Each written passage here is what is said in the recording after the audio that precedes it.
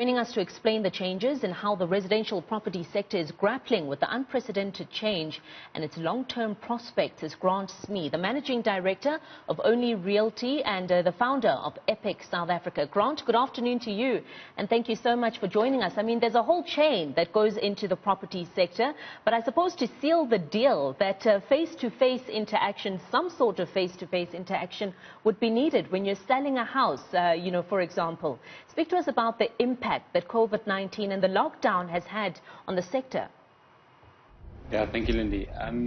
So essentially, viewing a property, buying a home is an emotional sort of a journey or event for somebody.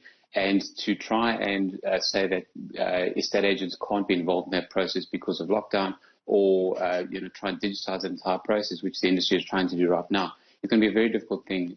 Converting a property on a digital basis is going to be very, very difficult. People need to see, feel, and enjoy that environment of the property that they're trying to buy.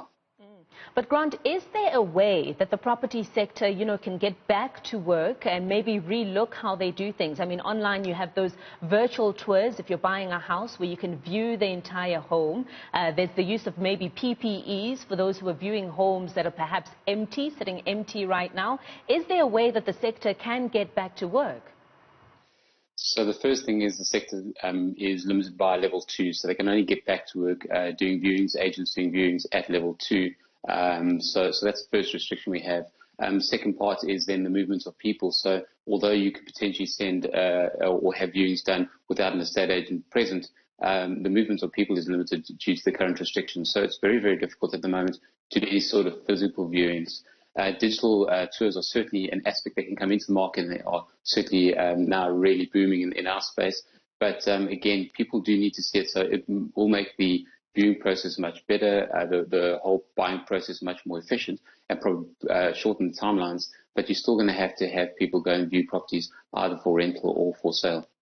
And what happens then in the case of rentals where people's leases are up? I mean, people have been allowed to move house under level 4, and you're saying only under level 2 will those viewings be able to happen. So are people moving to homes that they haven't been able to see for those who are renting? Yes, unfortunately, this is one of those things where there's a bit of a gap in the regulations, and we sort of industry is trying to look at how we find our way around this. You could do viewings without an estate agent there. So the level 2 restrictions in terms of estate agents operating is literally for the agents themselves. It doesn't limit, people moving under the other restrictions, so a level 4 person moving around. The problem is they need to move around for employment and return home as soon as possible. So there is an issue around that. So we are seeing deals being done in the rental space without people actually viewing a property. Sure. Grant, let's speak about long term. I mean, the property sector, as many businesses, need to relook and reinvent themselves because of the pandemic.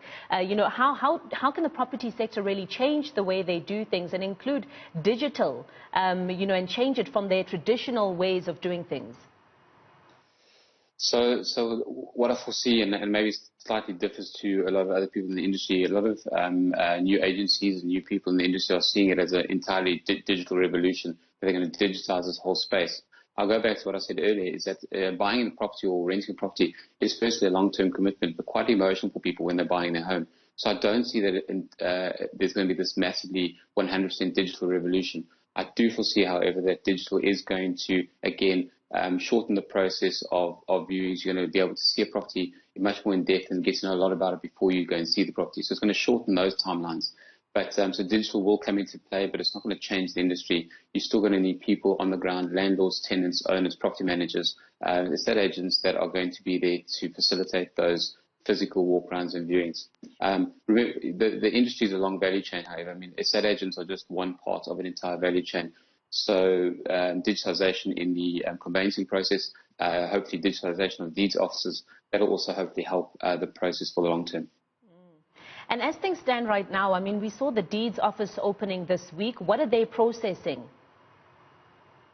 So there's obviously huge backlogs at the moment. Some of the deeds offices didn't, in fact, open when they were supposed to. Some of them took a bit of time. I know Cape Town, they weren't prepared and ready. I think they might have opened yesterday. So it sort of happened, staggered over the last week. So they are dealing with a massive amount of backlog. There are going to be very few deals, and I know from For example, Uber, or the big bond originator, they saw a massive decline in deals done in April. So the D's office, because of this decline in deals that has happened during lockdown period, will be able to use that that space to catch up the backlog relatively quickly. But they're really dealing with backlog at the moment.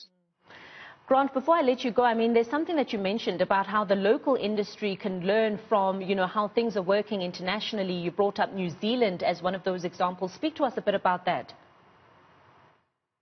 So we do need to look at international trends and what other countries are doing, how the US and New Zealand, Australia and the UK are digitizing their processes, trying to shorten the timelines using digital paperwork, remote viewings as an example. One thing that they have done, particularly in the UK, is they have allowed estate agents to go back to work really early on in their level restrictions. That they are at level 4, very similar to us, and in the UK have allowed their estate agents to go back to try and bolster the property market and get the property market moving, because it is such an essential part of any economy. I mean, a lot of people saying, it's the buyer's market right now. It's a good time to buy, if you can afford to. So how can potential buyers really take full advantage of what's happening in the sector right now? So my first suggestion is just wait a few months. Although it's a buyer's market now, and I think it's a lot of estate agents shouting from the rooftop saying it's buyer's market right now. The real buyer's market is going to come in 3 to 6 months when we see the effects. Lockdown ends, the financial services sector can start implementing their letters of demand or start implementing their processes for collection. And then we'll start seeing properties come on the market early 2021, where we're going to have a real buyer's market. And I predict that buyer's market is going to be 18 to 24 months at least, if not longer. So there is an opportunity for the next 2 to 3 years to get onto the property market at a lot lower price than you were able to last year even.